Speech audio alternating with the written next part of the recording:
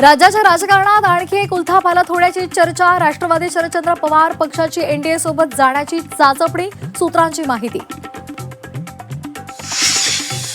Sharad Pawar NDA सोबत येत असतील तर आनंदच, राष्ट्रवादीच्या आमदार सना मलिक यांची प्रतिक्रिया। दोन्ही राष्ट्रवादीच्या नेत्यांसोबत आपलं भावनिक नातं असल्याचंही विधान। पवार एनडीए सोबत जाणार असल्याच्या चर्चा सुरू आहेत। त्यांना सत्ता हवी की पुरोगामी विचार हे त्यांनी ठरवावं, काँग्रेसचे नेते वडेट्टीवार यांचं विधान।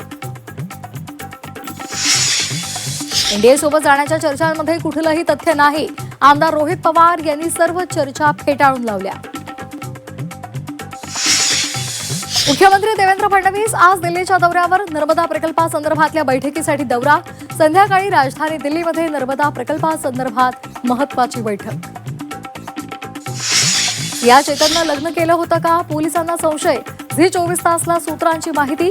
4 महिन्यांपूर्वीच लग्न उरकल्याचा संशय। या चेतनच्या प्लॅनिंगची धक्कादायक माहिती। हत्येसाठी वेब सिरीज आणि पॉडकास्टची मदत। दोघांचं संभाषण आणि चॅटिंगमधून माहिती उघड।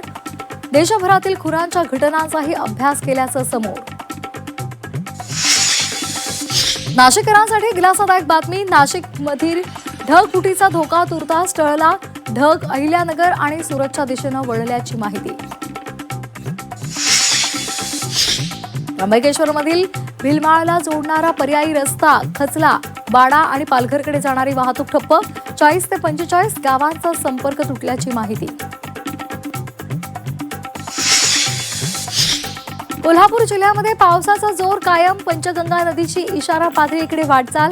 जिल्ह्यातील 56 बंधारे पाण्याखाली।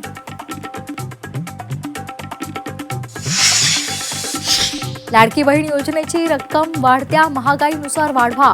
पंतप्रधान आर्थिक सल्लागार समितीची शिफारस। योजनेचं मूल्यमापन करून बदल करण्याच्याही सूचना।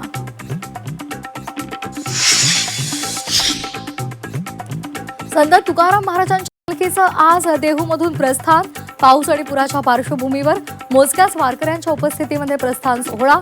उर्वरित वारकऱ्यांना पुणे शहरातून वारीत सहभागी होण्याचं आवाहन। तर माऊलींची पालखी उद्या मार्गस्थ होणार। आषाढी वारीसाठी पंढरपूरला जाणाऱ्या वारकऱ्यांच्या वाहनांना टोलमाफी। राज्य सरकारचा मोठा निर्णय। एसटी बसेस नाही, टोलमधून सूट मिळणार।